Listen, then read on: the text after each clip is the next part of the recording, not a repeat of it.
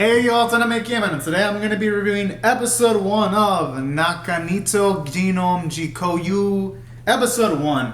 Well, tried to memorize the name, but yeah, as you could see this time, after the live reaction, I tried a few times and, well, fuck it. I'm going to go with that. Well, anyways, this anime is actually pretty interesting because at first it kind of threw me off because originally I honestly thought this was going to be an isekai anime when it first started.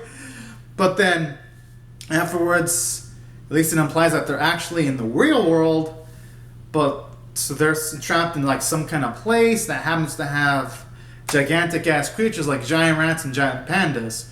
So already the setting is relatively interesting, and at the same time, it's ripe with a lot of possibilities because, for one, they could probably have different creatures or threats to put the characters in a variety of action or tension-filled set pieces. So for now, that's something I really like about the episode. And in addition to that, I do like at least one of the main characters, Akatsuki, who's pretty much a Let's Player that mainly just plays escape games, and he's pretty much trapped, and a few other Let's Players are pretty much trapped. And essentially the premise is they all have to get 100 million views in order to like get out of the game that they're currently in. And I already like that premise because, for one, you have like this dude with like a weird llama looking mask saying stuff like, you would all want to play this as if your life depended on this. So already it's having some eerie vibes, and that's pretty cool because at the very least in this anime, when a viewer is watching it, they can't all just let their guard down. It's gonna make for some tense situations, and it's gonna make things relatively interesting. And I like how it takes advantage of that because there were sequences when first to clear this, try to clear this level that they're in, they had to like play with like this Ouija board, and it was moving, and it ended up in a situation where Akatsuki was in a situation where he might have committed suicide, but first he gets saved by this panda because his body was moving against his will. And then afterwards, this ghost chick almost burns him, but then he escapes out of the scenario by saying that you'll see her again when everything's finished. So all in all, these make for some relatively interesting sequences because going in, I really thought this Akatsuki was gonna die, and I was just yelling at my screen because he was like the only likable character that can really latch on to so far, at least in this anime. So I do like that this episode had tension, and it was really hard to see where it was going throughout this episode, and I mean that in a good way. And then in addition to that, this episode is also interesting in regards to why the hell were they all implanted with like these microchips and then transported into this era to like play a game, a let's play game, but in like real life where there's real life consequences. It makes me wonder why that situation arose. And I'd say really that's like, well, that point's intriguing. It does make you question, does the government in this setting actually know about this?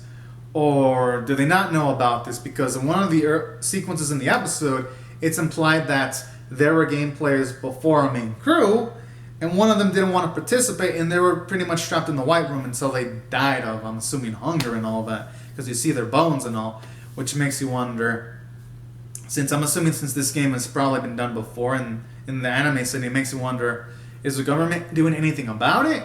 I'm assuming that with the technology that exists, it'd be easy to track up the viewership or what. So I hope the anime kind of covers those angles, hopefully in future episodes or not.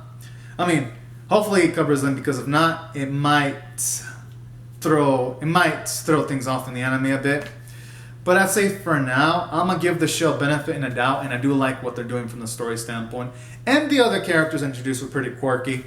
Not much I can say much aside from that cat and chick is kind of bitchy, but I do like how they do have her apologize to Akatsuki in the end of the episode at the very least. So there is a positive side to it. As for the characters, I'd say Akatsuki is pretty decent. I like how he's peace-loving, how he handled the panda situation by not trying to attack it, but by talking towards it, and that's how the peaceful situation arose. And I do like how it shows his selflessness, where he actually volunteered to put himself in a game that could have possibly been dangerous too. So I do like how they show Akatsuki is selfless, and at the same time, he doesn't seem to have the highest self-esteem of himself, because when Cameron apologized to Akatsuki, he said he was fine with that because a lot of things don't piss him off, which makes you wonder what got him in that kind of mindset. So in a way, it kind of did make him a bit more intriguing as a character. So that's why this episode really was nice to watch. If he wasn't in there, I probably would have not enjoyed it as much. So he was nice. Karin, she's kind of like the cliche bitchy character that hits other characters for no fucking reason. But if they can have her tone it down in future episodes, I could see this anime improving. If they tone it up, then that could be disastrous. Hopefully, though, it isn't disastrous and they can have her tone it down.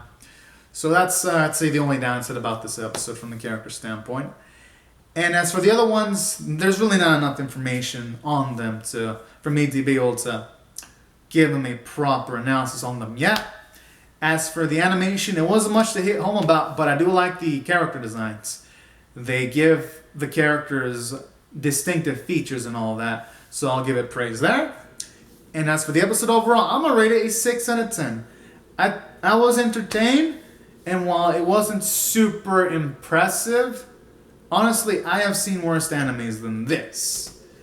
And I'd still say 6 out of 10 in my scale is above average, and I thought it was still nice overall. Because in my scale, 5 is average, 1 is abysmal, 10 is exceptional. And do I recommend this? I'm probably going to feel it out 2 or 3 more episodes. And then I'll be able to get a grasp of whether I can wholeheartedly recommend this. I would say I can only really recommend this for any of y'all that want to see an anime where these kids are trapped in some kind of place where they have to play a game and they have to get the viewer count to 100,000. I can recommend it to people who like that premise. But for everyone else, I would say I would wait and see. And yeah, y'all, these are pretty much my thoughts on the episode. Be sure to comment out your thoughts in the comments section below. Be sure to rate the video, subscribe, and I'll see you guys later if you come back for more. And share the video if y'all want to, because I'm going to take probably 7 or 8 shows and I'm going to react and review them weekly, because there's a lot of shows I'm liking this season, so I gotta pretty much pick and choose within a total of 7 shows I can review and react to. And Genome no Gotaro and already take 2 slots, so that's really the only 5. And whichever gets the most views, likes, or comments out of the ones I'm reacting and reviewing for this specific season, I'll react and review them consistently week by week. But yeah. So anyways, y'all, thank you so much for watching. Have a great and safe day. And alright, bye-bye.